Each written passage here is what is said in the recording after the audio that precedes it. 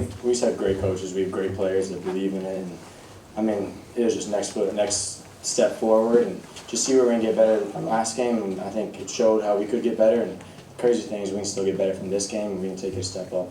What would you say would be the biggest key just to slowing down Caleb Williams and getting some of those turnovers early? What was the biggest key tonight defensively? Coaches put an awesome game plan in. I mean, one of the big things was keep him in the box. Last year, we really experienced like him getting out and really kind of playing backyard football where he's scrambling, he's holding this play, making it 10 seconds long, and now at that point it's hard to cover downfield and the receivers are getting open, and so that was a big emphasis, and I think you could see that we tried to contain him as much as we could in our pocket.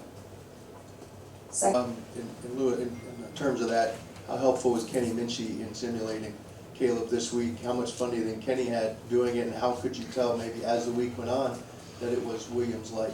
Yeah, I mean, the scout team did an unbelievable job, and we say that every week, but they really took it personal this week, and Kenny did awesome. I mean, I started calling him Kenny Williams, but he just extended every play, and so like whether he got sacked or not, like he was still extending the play and making sure that in the back end that we were finishing, and so those boys did an unbelievable job. And then your two back-to-back stops there early on 3rd and 4th down on Jones.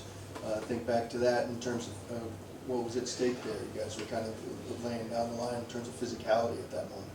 Yeah, I mean, just execute our jobs, do our job, win the interval. I mean, that's kind of all I was thinking. I didn't think much more of it. And I mean, I think what our defense has put on display up to this season is like, no matter if it's 4th and 1, no matter how many yards are left in that red zone or whatever, like we stand a chance. And so it's been really cool being able to have that like mentality as a defense that no matter how many yards they need to get, even if it's just 1 yard, half a yard, like we're able to stop them. So we've been doing that and hope to keep it up.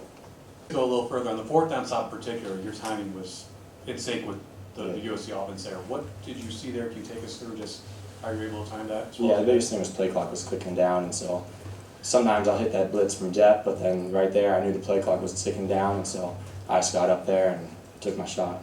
And you played a lot of football here, whether it's you making those stops, Xavier coming up with multiple turnovers. How do you sense the entire operation kind of feeding off those big plays from the defensive side of the ball and building on top of each other? I mean, going into this game, we talked about, especially after last week, like where we weren't dominant in the turnover margin, like we had to emphasize that in practice, and that was the biggest thing. It's so easy for us to be able to feed off those turnovers, and I mean, props to the offense because they put it in the end zone every single time when we had those turnovers.